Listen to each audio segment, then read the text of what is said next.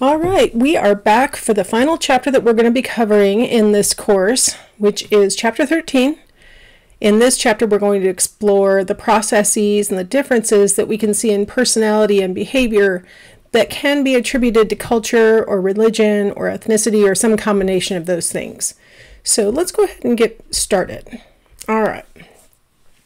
So influences on personality. So we have our direct contacts are the groups that we belong to, the peers that we have been raised with, or that we spend, our sort of relaxation time with, things like that. And then we have our families. And these are people who we have consistent, direct, individual contact with. And they have an impact on our personality. Then we have our culture that we belong to. And that can be a relatively narrow culture. So, it could be, you might be thinking about the culture of your school where you spend 5 days a week, 9 a.m. to 3 p.m. when you were in K through 12, right? So that certainly has to be a pretty big culture that has a big impact on us, right? You could think even a little bit more broadly and say maybe the culture of your town or your metropolitan area where you live, something like that. That could be construed as culture, or the state that you live in, right? Here in the U.S. we have 50 states, and they really do have different cultures that govern them. It's really kind of interesting to travel from state to state and see how there are different ways of doing things.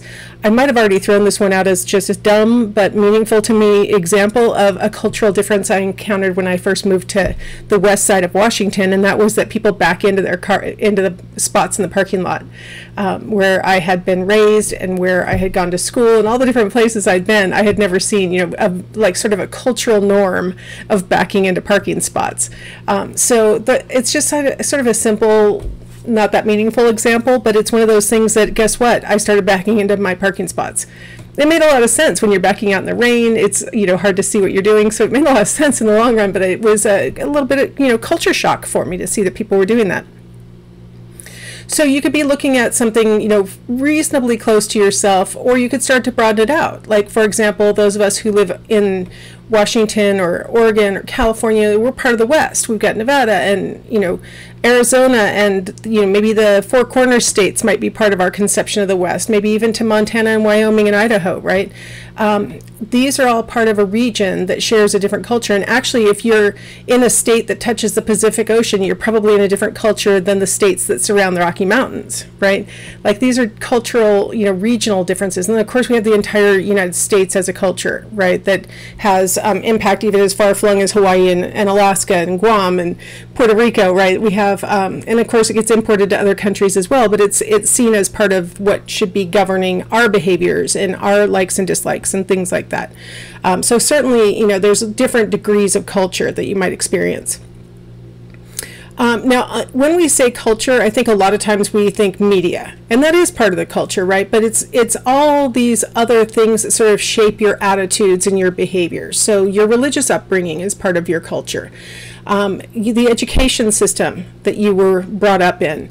Anybody who's listening who changed school systems might have experienced culture shock when they entered a different school system, especially if you went from one state to another state. I've known people who have gone from one state to another state and lost grades or gained grades as a result of moving, which is kind of an interesting thing to think about, right? How is one state so much farther ahead than another state with the education that they're providing? So that's just a simple example of how culture, the school culture, can be different between places. But then there's other things like what they're allowed to teach and what they're not allowed to teach, things like that. The governmental structure, I started with towns as probably our smallest governmental structure, and then went to states. I kind of skipped over counties. Counties have a lot of impact on our behaviors. If you're from King County, or you're from Pierce County, or you're from Benton County, you probably have different governmental structures that are governing your behavior, and different costs for living there and different kinds of things that go along with the different governmental entities, right? Then you have your nationality, and a lot of people identify very strongly with their nationality.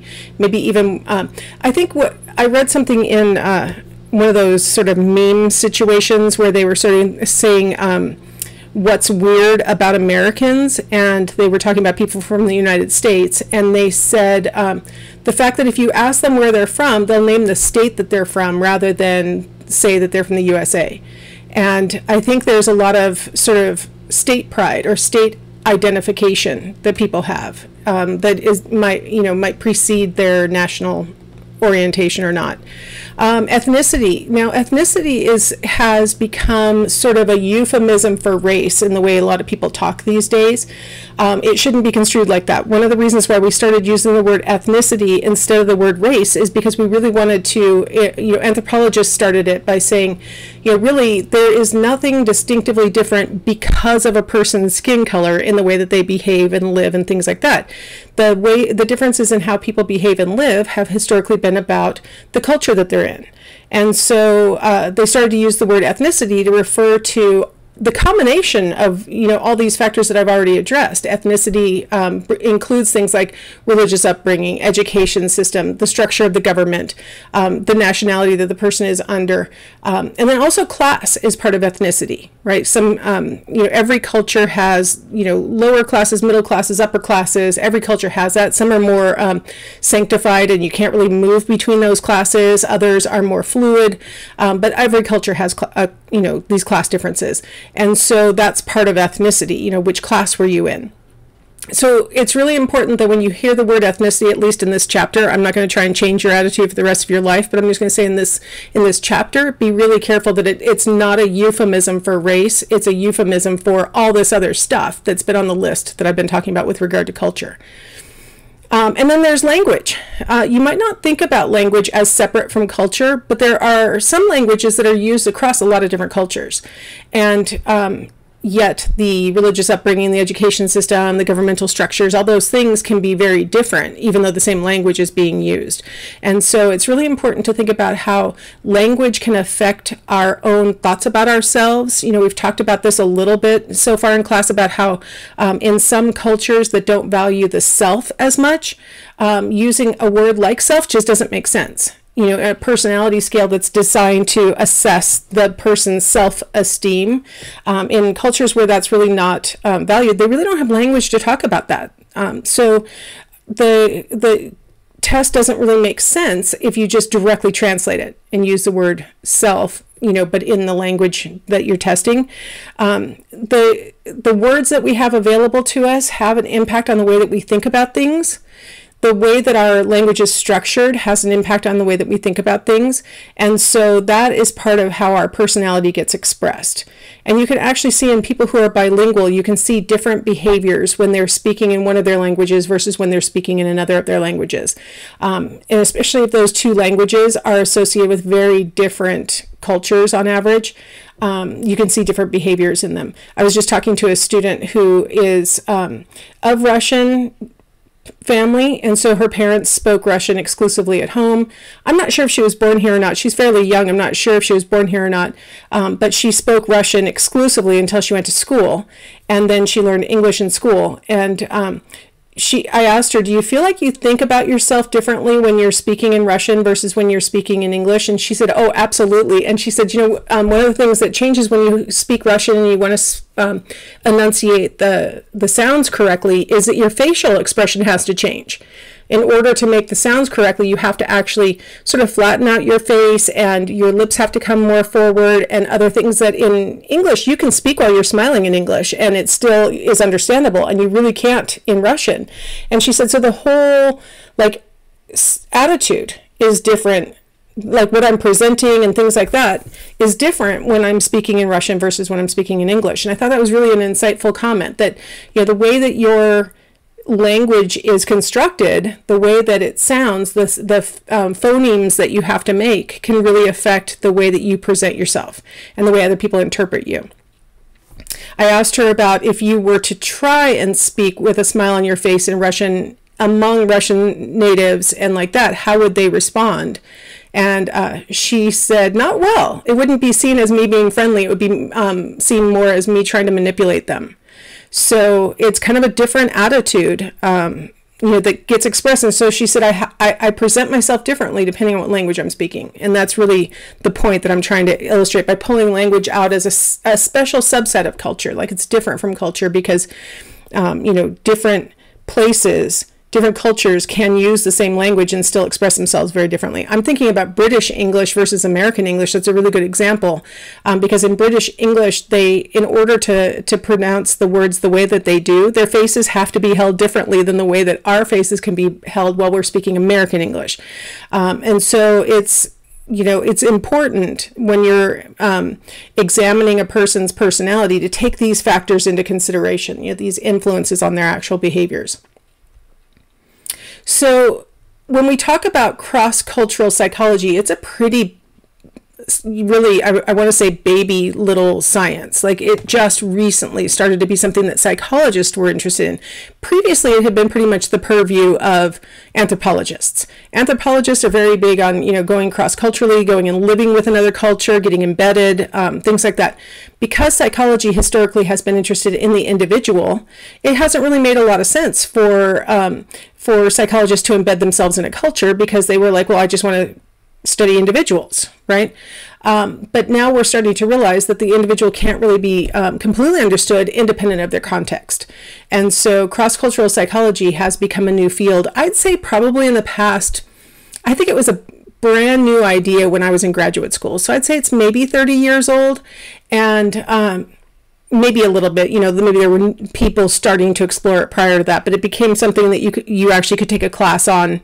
There were really no textbooks on cross-cultural psychology probably until around 2000. Maybe I might be off a little bit, 5 years this way or that way, but there really weren't textbooks available. If you wanted to teach the class on cross-cultural psychology, you had to pull together a bunch of different papers and have the students just read that.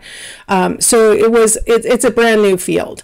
But now what we're starting to recognize, and we knew it beforehand, honestly. I mean, it wasn't like psychologists were ignorantly saying, well, I'm just going to continue stubbornly studying individuals. They knew that there was a problem. They knew that the things that they were studying and the things that they were offering really only applied to Western people predominantly in the U.S. Canada, we tend to lump together with the U.S. as far as, these kinds of pressures, but there are differences in the cultures of Canada and the U.S. And then, Western Europe, they tended to be really, that's where the researchers were doing these kind of individual studies of people. And so very narrow understanding of, the factors that can impact personality. But psychologists were aware of that. They just weren't sure what to do about it. You know what I mean? They didn't have the funding that an anthropologist has to go get embedded in a culture and things like that. So what psychologists know is that external influences shape our personality. Like they've known that for a really long time. So we have, different kinds of values surrounding us. We have different kinds of behaviors surrounding us. We have different customs surrounding us, depending on what culture we're in. And so that's going to have an impact on our values and behaviors and the things that we perceive as, customary things that we should or shouldn't be doing. We are influenced by, our family and our peers, the social institutions that I mentioned on the previous slide, the cultural traditions that we're surrounded by, our social class, like all the things that I mentioned on the previous slide, we're influenced by those things. And so what that does is that it limits our generalizability cross-culturally, right? We can't say that if this is how people react or people think, or this is how people behave in one culture, that that's naturally how they're going to behave in another culture. We can't necessarily generalize findings from research in the U.S. to any place else in the world. Like we can't necessarily do that. We have to keep in mind that there might be these influences that are separate from this concept of personality, this stable trait of this is how I would act no matter what. We have to acknowledge that maybe you would act differently if you'd been raised in a different context. So we understand in psychology that individuals are best understood in the context of their cultures. Like we're aware of that. Psychology is not a really heavily funded field, and so it's easy to sit back and say, why weren't they doing this? But they don't really have the resources. And what's one of the great things that's going on, I'd say probably in the past 20 years, has been just this really blossoming of research that's being conducted in non-Western cultures in the field of psychology.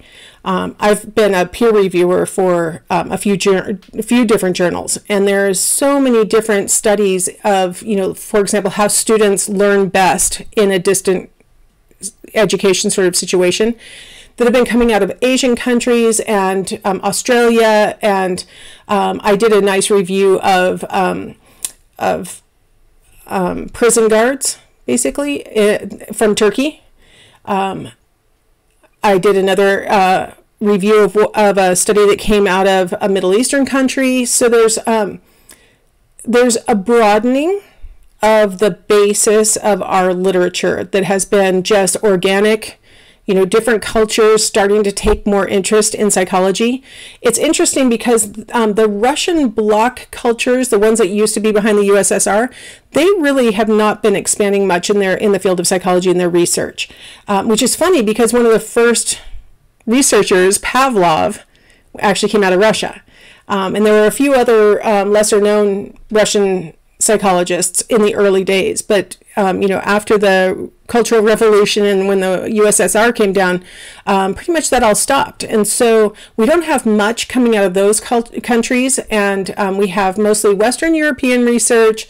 We don't have much coming out of Africa either. African countries are not contributing much to the study of psychology, and so we need to get more of that going on. But most of it's been happening organically as cultures have gotten interested in these questions. And so I think it'll be coming along as more cultures get interested in these questions.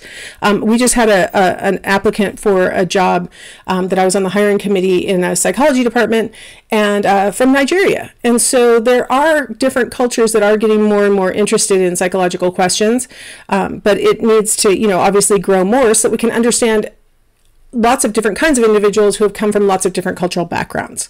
So that's my basic presentation that starts us on this topic. So let's go ahead and take a break, and we'll start to talk about, why has it been so hard to do cross-cultural research over the history of psychology? So I'll see you in the next video.